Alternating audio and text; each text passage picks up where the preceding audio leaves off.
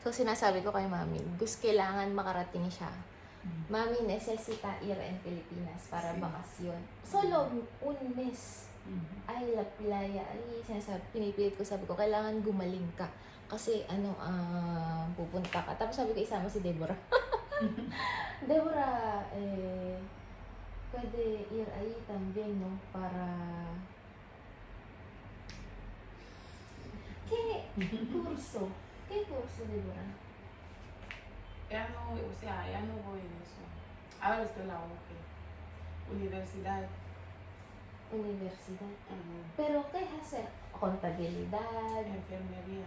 enfermería, nurse.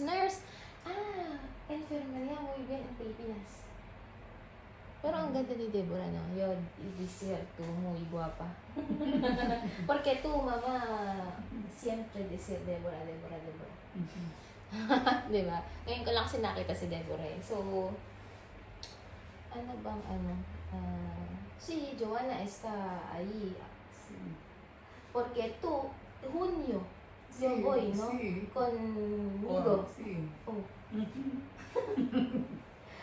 Dios va a ayudar que Los meses te dan de vacaciones. Luego tú vas. sí, junio o Si vais julio. Junio en Pilipinas. Si vais en junio, bien. Ya estaré malando como bien. So, está bien. So, sabi ni Deborah, okay lang daw ng June. So, entonces, mami, hacer masaje para bien. Wala ba ba? Ba't pinipilit ko talagang gumaling si mami? Porque, mami, necesita ir en Pilipinas. De verdad, Mucho pasear aquí, ahí. Y comprar muchas cosas para tu familia. Sí. Roel pagar. Sabi ko si Kuya Roel nang babayad ng lahat. So, otro semana, ven aquí otra vez. Porque hay más dinero, Roel da. Sí. Porque ahora solo esto. Porque difícil coger francos. Así. Pero malaki kasi yung kailangan kong francos. So, binigay ko na sa kanya yung pauna. Meron pang kasunod. So, sabi ko, entonces, la próxima semana, Sí. porque no hay francos ahora. So, con Deborah, otro. O hay otro gente para... Ay, niña, ahí. Para acompañar aquí. Tú. Pero ahora está bien, mami, ¿ha? No como otro día. No como otro día. Sí. Yo estoy. ¿Hay medicamentos? Sí, estoy bajo tratamiento. Solo masaje, me ha Masaje, pedido sí, masaje como así. dinero. No sé, me dice que una vez 10,000. Caro. 10,000 para qué? Para esto, para masaje. No, solo hacer Yo mismo. tú mismo, como así. Yo mandar video en WhatsApp como este ejercicio y tú enseñar a tu mamá para hirap na ako mag-Spanish. Difficile, mami. So, ayun na, binigay ko na yung bigay ni Kuya Roel. And yung sa akin, meron pa. Binigyan ko na si Deborah kasi first time ko makita si Deborah. And ayun, yun lang.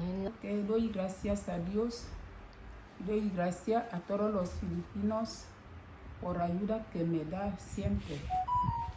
Yo quiero que Dios continúe de eso, que Dios me sane, porque tengo necesidad de ir en Filipinas para pasar vacaciones. Necesidad.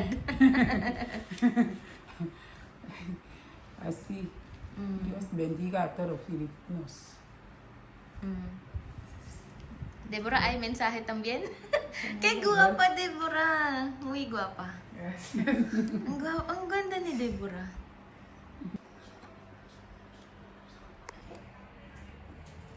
So, uwi na sila, mami. And, sabi ko sa kanila, gusto ko sanang pumunta doon sa pumunta dun sa sitio nila. Kaya lang, sabi nila, peligro daw. So, sinabi rin nila na, ay, wag na, ganyan. Kasi, delikado nga daw.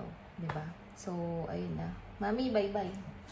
Ciao. Job, Deborah, bye. So, ayun na, alis na kami. Okay. Papasok na rin ako sa work. Ay, so, hayatid ko na sa labas sila, mami. And, So, actually, ang tagal namin nag-usap mga kasingko, pero hindi ko in-on yung camera kasi ayokong mailang si Deborah and ayoko rin, alam mo yun, yung parang, gusto ko kasi yung komportable kaming nag-uusap. So, in-off ko yung camera. Ang tagal namin nag-usap.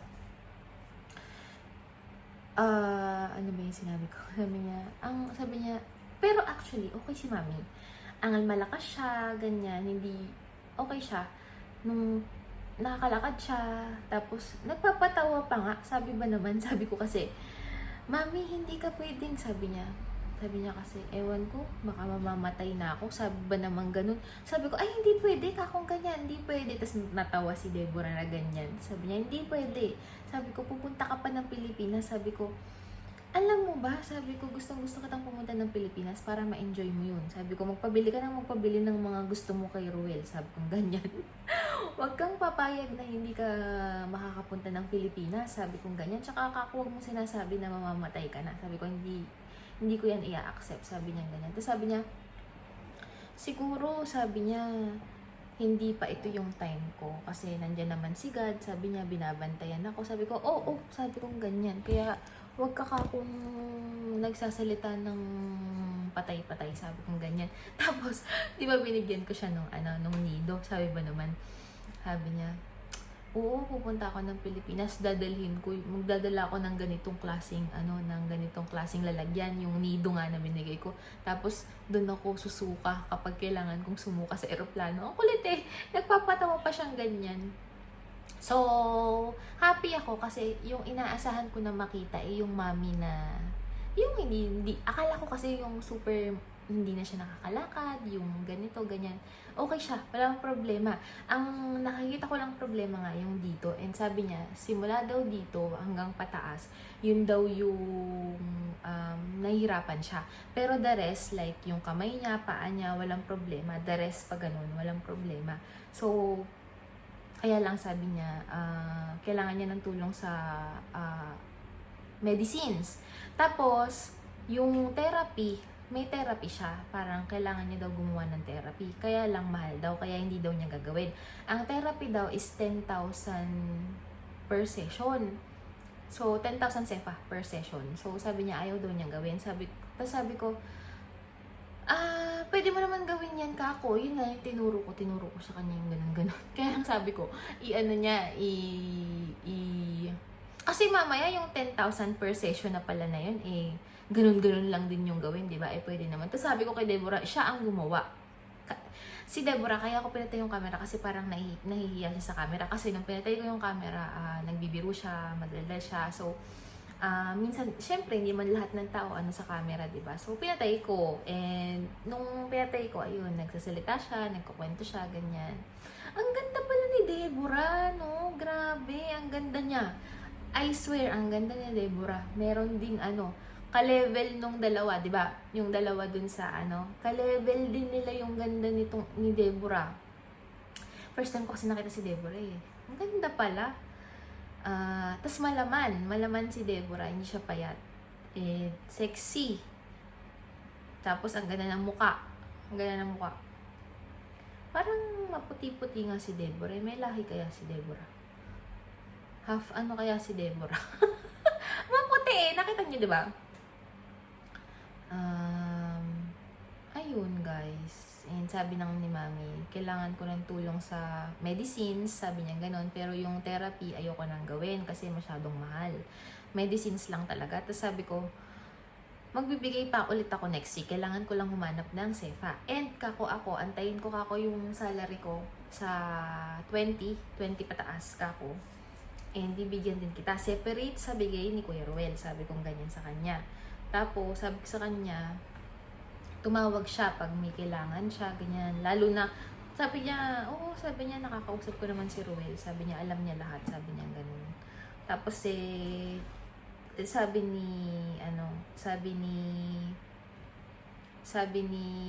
ko, mami, punta ako sa inyo. Tapos sabi ni Deborah, ay, wag na. Natawa nga si Deborah, wag na. Sabi niya, ganun. Tapos sabi ni mami, wag na. Iha, sabi niya, kami na lang ang pupunta sa'yo kasi delikado. Plus, lalo na babae ka pa naman. Sabi niya, meron akong isang, ano ba tawag dito? Meron akong isang,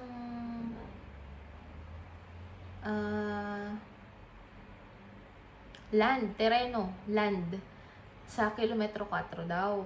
Pero wala daw bahay. Pero sabi ni Deborah, maganda daw yung place na yon kasi dinadaanan ng mga kotse. Hindi daw katulad nung sitio nila kasi ang sabi ni Deborah, like kagabi daw, kinukwento ni Deborah na ganyan, may bigla na lang daw silang narinig na sumisigaw. Sabi, may telepono, ganyan. So, may nanakawan ng telepono, may nang snatch ng telepono. Kagabi lang yun ha, kinukwento ni Deborah. Tapos sabi niya, lalo na pag nakita ka nila na puti ka, sabi niya ganun. Puti is, syempre, nire-refer nila as foreigners, ganyan. Puti ka, aanuhin ka talaga nila. Gagawan ka nila ng masama, sabi ni Deborah. So, sabi ni Deborah, wag ka nang pumunta, kami na lang yung pupunta, sabi niya ganun. Tapos sabi ko, oo, yun nga. Sabi ko, kasi last week ako, gusto kong pumunta. Kaya lang, hindi ko alam kung paano ako pupunta at takot na takot nga din talaga ako. Syempre, safety first, di ba? So, ayun, nakakatuwa. Tapos, ano ba yung sinabi ni Mami? Basta joke si Mami.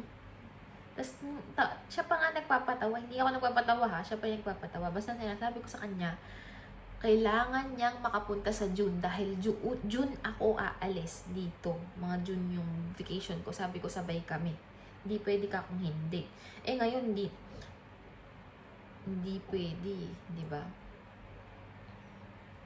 Ayun, yun lang guys. Yun lang yung chika. Tapos, ano pa ba yung sinabi niya? Sabi niya, oo, gagaling ako. Sabi niya, kasi ngayon, okay na ako. And nakita ko din, okay na siya. Nung iniinom niya yung medicines niya. So,